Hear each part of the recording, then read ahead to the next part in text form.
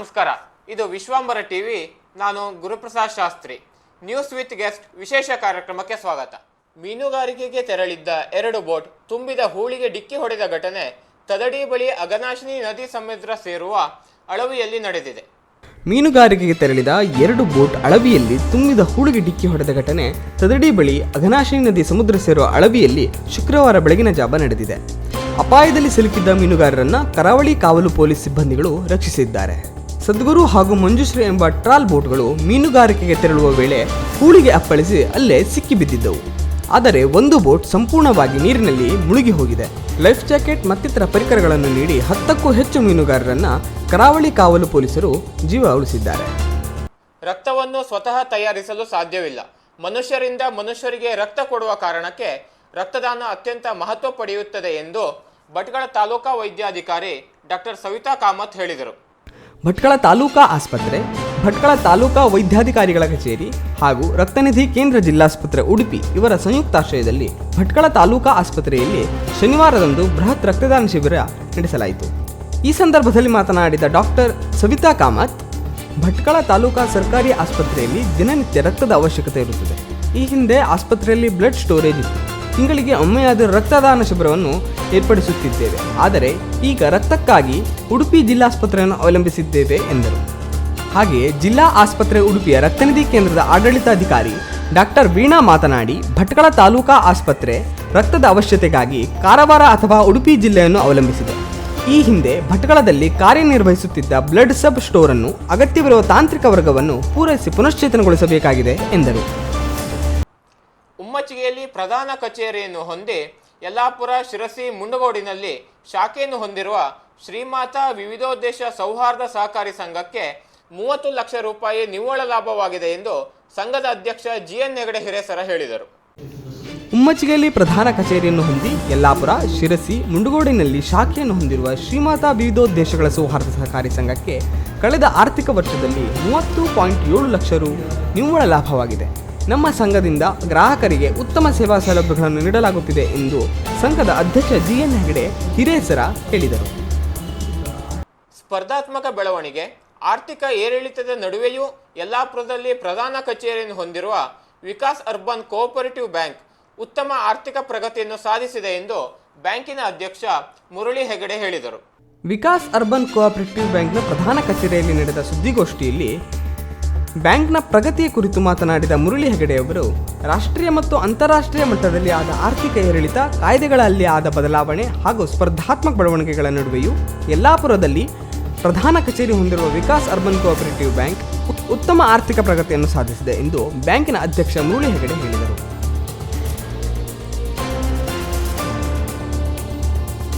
ಹಾಗೆಯೇ ಎಲ್ಲರ ಸಹಕಾರದಿಂದ ವರ್ಷದಿಂದ ವರ್ಷಕ್ಕೆ ಬ್ಯಾಂಕ್ ಉತ್ತಮ ಪ್ರಗತಿಯನ್ನು ಸಾಧಿಸುತ್ತಿದೆ. ಪ್ರಸಕ್ತ ಸಾಲಿನಲ್ಲಿ ವಿಕಾಸ್ ಬ್ಯಾಂಕ್ 1.2 ಕೋಟಿ ರು ನಿವ್ವಳ ಲಾಭ ಗಳಿಸಿದೆ. ಷೇರು ಸದಸ್ಯರಿಗೆ %6 ಡಿವಿಡೆಂಡ್ ಘೋಷಿಸಲಾಗಿದೆ ಎಂದು ಹೇಳಿದರು.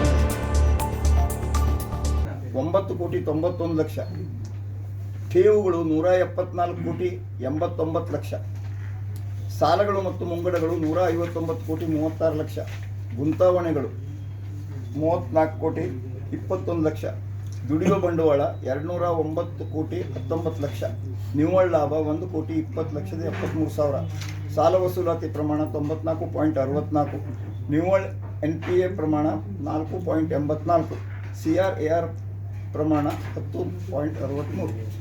ಯಲ್ಲಾಪುರ ಪಟ್ಟಣದ ಪೊಲೀಸ್ ಸಮುಚ್ಚಯದ ಆವರಣದಲ್ಲಿ ಪ್ರತಿಷ್ಠಾಪಿಸಲಾದ ಸಾರ್ವಜನಿಕ ಗಣೇಶ ಮೂರ್ತಿ ವಿಸರ್ಜನಾ ಮೆರವಣಿಗೆಯು ವಿಜೃಂಭಣೆಯಿಂದ ನಡೆಯಿತು.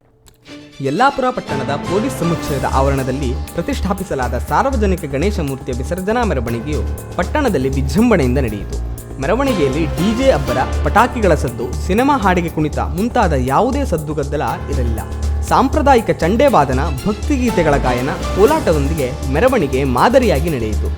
ಪೊಲೀಸ್ ಅಧಿಕಾರಿಗಳು ಹಾಗೂ ಸಿಬ್ಬಂದಿಗಳು ಸಾಂಪ್ರದಾಯಿಕ ಲುಂಗಿ, ಅಂಗಿ ಹಾಗೂ ಮಹಿಳಾ ಸಿಬ್ಬಂದಿಗಳು ಸೀರೆಯೊಂದಿಗೆ ಅಪ್ಪಟ ಭಾರತೀಯ ಉಡುಗೆ ತೊಡುಗೆಗಳನ್ನು ಧರಿಸಿ ಗಮನ ಸೆಳೆದರು.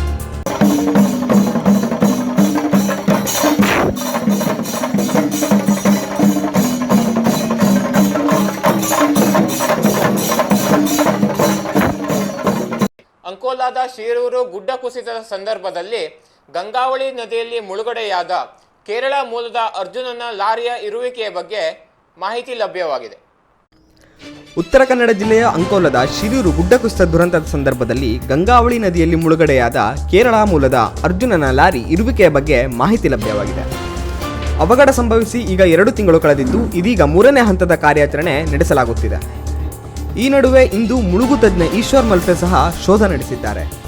ಹೆಚ್ಚಿನ ಶೋಧದ ಬಳಿಕ ಲಾರಿ ಇರುವುದು ಖಚಿತವಾಗಿದೆ ಮತ್ತು ಲಾರಿಯಲ್ಲಿದ್ದ ಕಟ್ಟಿಗೆ ತುಂಡುಗಳು ಸಹ ಈಗ ಪತ್ತೆಯಾಗಿದೆ. ಇವತ್ತು ನಮ್ಮ ಜೊತೆಗಿದ್ದಾರೆ ಡಾಕ್ಟರ್ ವೆಂಕಟೇಶ್ ನಾಯ್ಕ್. ಇವರು ಸಮಾಜಮುಖಿ ಹೋರಾಟಗಾರರು, ಪ್ರಗತಿಪರ ಚಿಂತಕರು, ಜೊತೆಗೆ ಸ್ಕ್ವಾಡ್ವೇ ಸಂಸ್ಥೆಯ ಸಂಸ್ಥಾಪಕರಾಗಿದ್ದಾರೆ. ಸರ್, ಈಗೇನಾಗಿದೆ, ಕಳೆದ ಒಂದು 3-4 ತಿಂಗಳಿಂದ ನಮ್ಮ ಜಿಲ್ಲೆಯಲ್ಲಿ, ರಾಜ್ಯದಲ್ಲೂ ಹೌದು ನಮ್ಮ ಜಿಲ್ಲೆಯಲ್ಲೂ ಸಹ ವಿಪರೀತ ಮಳೆ ಆಗಿದೆ. ಹಾಗಾಗಿ ನಮ್ಮ ಜಿಲ್ಲೆಯ ಪ್ರಮುಖ ಬೆಳೆ ಅಡಿಕೆ ಬೆಳೆಗಾರರಿಗೆ ಕೊಳೆ ರೋಗ ತೀವ್ರತರವಾಗಿ ಕಾಡಿದ್ದು ಬಹುತೇಕ ವಾರ್ಷಿಕ ಬೆಳೆಯ ಬಹುಪಾಲು ಭಾಗ ಕೊಳೆ ರೋಗದಿಂದ ಹಾನಿಯಾಗಿದೆ. ಹಾಗಾಗಿ ಕಳೆದ ಕೆಲವು ದಿನದಿಂದ ಅಥವಾ 1 ತಿಂಗಳ ಹಿಂದೆ ಬಹುತೇಕ ಶಿರಸಿ, ಸಿದ್ದಾಪುರ, ಯಲ್ಲಾಪುರ ತಾಲೂಕಿನ ಎಲ್ಲ ಒಂದು ಸಾರ್ವಜನಿಕ ಸೊಸೈಟಿಗಳು ಅಥವಾ ಸೊಸೈಟಿಗಳು ಏನಿದ್ದಾವೆ ಆ ಸೊಸೈಟಿಗಳ ಅಧ್ಯಕ್ಷರು ಮತ್ತು ಸದಸ್ಯರು ಸೇರಿ ಸಹಾಯಕ ಆಯುಕ್ತರಿಗೆ ಮನವಿ ಕೊಟ್ಟಿದ್ದಾರೆ ಕೊಳೆ ರೋಗಕ್ಕೆ ಸರ್ಕಾರದಿಂದ ಪರಿಹಾರ ಧನವನ್ನು ನೀಡಬೇಕು ಅಂತ. ಆದರೆ ಕೇವಲ ಸೊಸೈಟಿ ಅಧ್ಯಕ್ಷರು ಅಥವಾ ಸದಸ್ಯರು ಸಹಾಯಕ ಆಯುಕ್ತರಿಗೆ ಮನವಿ ಸಲ್ಲಿಸೋದ್ರಿಂದ ಸರ್ಕಾರದಿಂದ ಪರಿಹಾರ ಧನ ಸಿಗ್ತದೆಯಾ ಅಥವಾ ಅದಕ್ಕೆ ಯಾವ ರೀತಿ ಪ್ರಯತ್ನ ಆಗಬೇಕು? ಒಂದೇನು ಅಂತಂದರೆ, ನಮಗೆ ನಷ್ಟ ಆದಾಗ ನಾವು ನಮಗೆ ಪರಿಹಾರಕ್ಕಾಗಿ ಸರ್ಕಾರವನ್ನು ಅಥವಾ ಯಾರು ನಮಗೆ ಸಹಾಯ ಮಾಡ್ತಾರೆ ಅವರನ್ನು ಸಂಪರ್ಕಿಸೋದು ಸಹಜ. ಈ ವರ್ಷದ ಮಳೆಯನ್ನು ಗಮನಿಸಿದಾಗ ನಾವು ಹಿಂದೆಂದೂ ನೋಡದೆ ಕಂಡರಿಯದಷ್ಟು ಮಳೆ ಈ ವರ್ಷ ಆಗಿದೆ. ಈಗಲೂ ಮಳೆ ಆಗ್ತಾನೇ ಇದೆ. ಈಗಾಗಲೇ 3,500-4,000 ಮಿಲಿಮೀಟ್ರ್ ಮಳೆ ಈ ಭಾಗದಲ್ಲಿ ಆಗ್ತಾಯಿದೆ. ವಿಶೇಷವಾಗಿ ಲ್ಯಾಂಡ್ಸ್ಲೈಡ್ಗಳಾಗ್ತಾ ಇದ್ದಾವೆ. ಹೆಚ್ಚಿನ ಈ ಭಾಗದಲ್ಲಿ ಈಗಾಗಲೇ ತಮಗೆಲ್ಲ ಗೊತ್ತಿದ್ದಾಗೆ ಉತ್ತರ ಕನ್ನಡ ಜಿಲ್ಲೆ ಆನ್ ರೆಕಾರ್ಡ್ 81% ಫಾರೆಸ್ಟ್ ಇದೆ. ಬರೀ 19 ಭಾಗವಷ್ಟೇ ಜನವಸತಿ ಮತ್ತು ಇನ್ನಿತರ ಚಟುವಟಿಕೆಗಳು ನಡೆಸ್ತೇವೆ.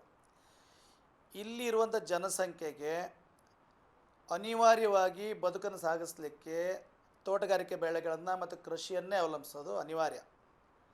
ಈ ಬದುಕಿಗಾಗಿ ನಂಬದಂಥ ಈ ಕೃಷಿ ಅಥವಾ ಈ ತೋಟಗಾರಿಕೆ ನಮಗೆ ಕೈ ಕೊಟ್ಟರೆ ಬದುಕೆ ಶೂನ್ಯ ಆಗಿಬಿಡ್ತದೆ ಮತ್ತು ಹಲವಾರು ಸಮಸ್ಯೆಗಳನ್ನು ಎದುರಿಸಬೇಕಾಗ್ತದೆ. ಈ ಅಡಿಕೆಯನ್ನೇ ನಂಬಿ ಇಡೀ ದೇಶಕ್ಕೆ ಮತ್ತು ಹೊರದ ದೇಶಗಳಿಗೂ ಕೂಡ ರಫ್ತಾಗುವಂಥ ಅಡಿಕೆ ಉತ್ಕೃಷ್ಟವಾದಂಥ ಅಡಿಕೆ ಬೆಳೆಯುವಂಥ ಪ್ರದೇಶ ನಮ್ಮದು. ಅಡಿಕೆ ಬೆಳೆಯ ಮೇಲೇ ಅಡಿಕೆ ಬೆಳೆಗಾರರಷ್ಟೇ ಅಲ್ಲ, ಅಡಿಕೆ ಬೆಳೆಯೋಕ್ಕೆ ಪೂರಕವಾಗಿ ಹಲವಾರು ರೀತಿ ಉದ್ಯಮಗಳು ಇಲ್ಲಿ ಕಾರ್ಯನಿರ್ವಹಿಸ್ತವೆ ಮತ್ತು ಸಾವಿರಾರು ಕುಟುಂಬಗಳು ಪ್ರತ್ಯಕ್ಷ ಮತ್ತು ಪರೋಕ್ಷವಾಗಿ ಅಡಿಕೆ ಬೆಳೆಯನ್ನೇ ನಂಬಿರುವಂಥ ಸನ್ನಿವೇಶ ಇಲ್ಲಿದೆ. ಆ ಕಾರಣಕ್ಕೆ ಈ ಸಾರಿ ವಿಪರೀತ ಮಳೆಯಿಂದ ಕೊಳೆ ರೋಗ ಬಂದಿರೋದು ನಾವೆಲ್ಲ ನೋಡಿದ್ದೇವೆ ಮತ್ತು ನಮ್ಮ ತೋಟದಲ್ಲೂ ಕೂಡ ಸಾಕಷ್ಟು ಅಡಿಕೆ ಉದುರೋಗಿದೆ, ಕೊಳೆ ಬಂದೋಗಿದೆ. ಎಷ್ಟೇ ಔಷಧಿಗಳು ಹೊಡೆದ್ರೂ ಕೂಡ ಅದು ಕಂಟ್ರೋಲ್ ಆಗಲಿಲ್ಲ, ಇದು ವಿಪರೀತ ಮಳೆಗೆ. ಆದರೆ ಅಡಿಕೆಯ ಬೆಳೆಯನ್ನೇ ನಂಬಿ ಬದುಕುವಂಥ ನಮಗೆ ಆ ಬೆಳೆನೇ ನಷ್ಟ ಆಯಿತು, 1 ವರ್ಷದ ಜೀವನನೇ ಹೋದಾಗೆ. ಆ ಕಾರಣಕ್ಕಾಗಿ ಸರ್ಕಾರ ಈ ನಿಟ್ಟಿನಲ್ಲಿ ಸೂಕ್ತವಾದಂಥ ಪರಿಹಾರ ಕೊಡೋದಕ್ಕೆ ನಾವು ಪ್ರಯತ್ನ ಮಾಡಬೇಕಾಗ್ತದೆ. ವಿಶೇಷವಾಗಿ ಈ ಕರಾವಳಿ ಪ್ರದೇಶದಲ್ಲಿ ಆದಂಥ ಮಳೆ ಪ್ರದೇಶಗಳು ಮತ್ತು ಎಲ್ಲಿ ಅತಿಯಾಗಿ ಮಳೆ ಆಗಿದೆ ಅಲ್ಲಿ ಎಲ್ಲ ಕಡೆಯಲ್ಲೂ ಈ ಥರ ಆಗಿರ್ಬೋದು ಅಂತ ನನ್ನ ಭಾವನೆ. ಉತ್ತರ ಕನ್ನಡ ಜಿಲ್ಲೆಯಲ್ಲಂತೂ ಇದು ಪೂರ್ತಿ ಆಗಿದೆ. ಅದಕ್ಕಾಗಿ ಸಮೀಕ್ಷೆ ಮಾಡಿದಾಗ ನಾವು ಹಿಂದೆಲ್ಲ ಪರಿಹಾರವನ್ನು ನೋಡಿದ್ದೇವೆ. ನಮಗೆ ನಷ್ಟ ಆದರೆ ಸುಮಾರು 50-60 ಸಾವಿರ ನಷ್ಟ ಆದರೆ 2,000 ರೂಪಾಯಿ 3,000 ರೂಪಾಯಿ ಪರಿಹಾರ ಬರೋದನ್ನು ನಾವು ನೋಡಿದ್ದೇವೆ. ಆದರೆ ಈ ವರ್ಷದ ಈ ಮಳೆ ಮತ್ತು ಈ ಆಗಿರುವಂಥ ಹಾನಿಯನ್ನು ನಿಜವಾದ ಹಾನಿಯನ್ನು ಪರಿಗಣಿಸಿ ಸರ್ಕಾರ ಸೂಕ್ತವಾದಂಥ ಅಂದರೆ ಅಟ್ಲೀಸ್ಟ್ ಆ ವರ್ಷದ ಜೀವನಕ್ಕೆ ಸಾಕಾಗುವಷ್ಟು ಪರಿಹಾರವನ್ನಾದರೂ ಕೂಡ ಅಡಿಕೆ ಬೆಳೆಗಾರರಿಗೆ ಅದು ಪರಿಹಾರ ಒದಗಿಸಬೇಕು ಅಂತ ಹೇಳೋದು ನನ್ನ ಆಶಯ. ಸರ್, ಆದರೆ ಈಗ ಒಂದೇನಾಗಿದೆ ಕೇಳಿದರೆ, ಸರ್ಕಾರ ಸೂಕ್ತ ಒಂದು ಪರಿಹಾರ ನೀಡಲಿಕ್ಕೆ ಅಧಿಕಾರಿಗಳು ಅದಕ್ಕೆ ಒಂದು ಮೌಲ್ಯಮಾಪನ ಮಾಡಬೇಕು. ಯಾವ ಪ್ರದೇಶದಲ್ಲಿ ಎಷ್ಟು ಬೆಳೆ ಹಾನಿಯಾಗಿದೆ ಹೇಳೋದನ್ನು ಅಂದಾಜು ಮಾಡಿ ಸರ್ಕಾರಕ್ಕೆ ವರದಿ ಸಲ್ಲಿಸಬೇಕು. ಆದರೆ ಕೇವಲ ವರದಿ ಸಲ್ಲಿಸೋದ್ರಿಂದ, ಸಹಾಯಕ ಆಯುಕ್ತರಿಗೆ ಮನವಿ ಸಲ್ಲಿಸೋದ್ರಿಂದ ಸರ್ಕಾರದಿಂದ ನಿಮಗೂ ಗೊತ್ತಿದೆ ಸರ್ಕಾರ ವ್ಯವಸ್ಥೆ ಹೇಗಿದೆ ಅಂತ, ಹಾಗಾಗಿ ಪರಿಹಾರ ಸಿಗ್ಲಿಕ್ಕಾಗಲ್ಲ. ಹಾಗಾಗಿ ಜನಪ್ರತಿನಿಧಿಗಳು ಯಾವ ರೀತಿ ನಮ್ಮ ಊರಿನ ಜನ, ನಮ್ಮ ಜಿಲ್ಲೆ ಜನರ ಸಲುವಾಗಿ ಜನಪ್ರತಿನಿಧಿಗಳು ಯಾವ ರೀತಿ ಕೆಲಸ ಮಾಡಬೇಕು ಅಥವಾ ಅವ್ರ ಒತ್ತಡ ಯಾವ ರೀತಿ ಸರ್ಕಾರದ ಮೇಲೆ ಹಾಕಬೇಕು ಅಂತ? ಈಗಾಗಲೇ ತಮಗೆ ಗೊತ್ತಿದ್ದಾಗೆ ಮಳೆಯ ಪ್ರಮಾಣವನ್ನು ಆಧರಿಸಿ, ಮಳೆ ಆಗ್ತಾ ಇರುವಂಥ ಅನಾಹುತನ ಆಧರಿಸಿ ಈಗಾಗಲೇ ಜಿಲ್ಲಾಧಿಕಾರಿಗಳು ಈಗಾಗಲೇ ಎಲ್ಲ ಅಧಿಕಾರಿಗಳ ಮೂಲಕ ಸಮೀಕ್ಷೆ ನಡೆಸ್ತಾ ಇರೋದು ನಮ್ಮ ಗಮನದಲ್ಲಿದೆ. ನಾವೀಗಾಗಲೇ ಬರ ಪರಿಹಾರ ಕಾರ್ಯಕ್ರಮ ಈ ಏನು ನೆರೆ ಪರಿಹಾರ ಕಾರ್ಯಕ್ರಮವನ್ನು ನಮ್ಮ ಸಂಸ್ಥೆಯಿಂದ ವಿತರಿಸ್ಲಿಕ್ಕೆ ಹೋದ ಸಂದರ್ಭದಲ್ಲಿ ಅಲ್ಲಿ ಸರ್ಕಾರದ ಅಧಿಕಾರಿಗಳು ಅದು ಸಮೀಕ್ಷೆ ಮಾಡ್ತಾ ಇರುವಂಥದ್ದು, ಅಲ್ಲಿ ಆ ಸಮೀಕ್ಷೆ ನಡೆಸ್ತಾ ಇರೋದು ನಾವು ಗಮನಿಸಿದ್ದೇವೆ.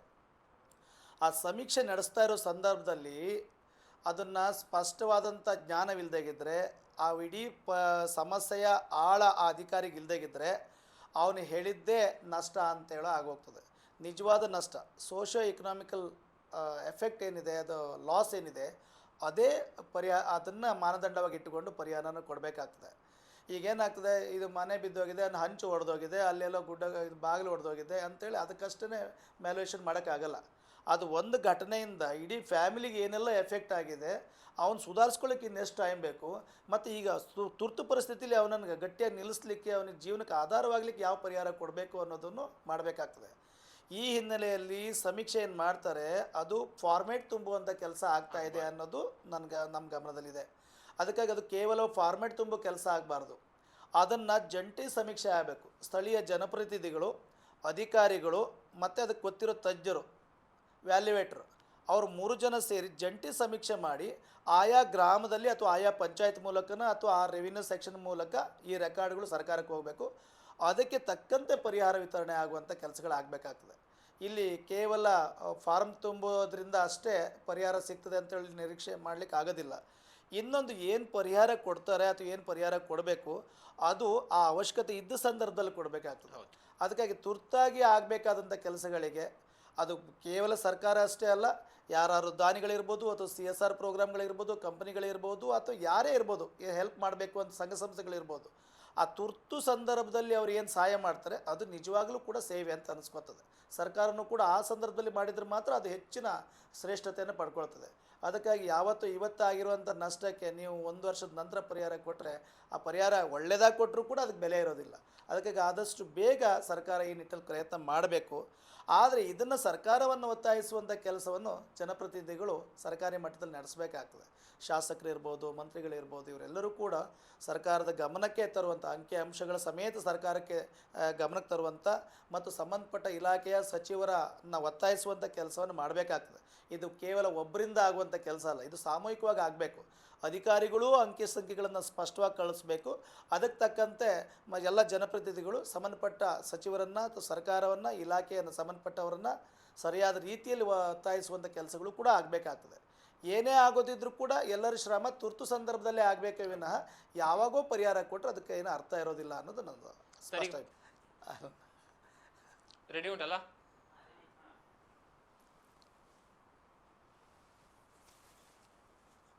ಧನ್ಯವಾದಗಳು. Thank you. ಒಳ್ಳೆಯದಾಗಲಿ.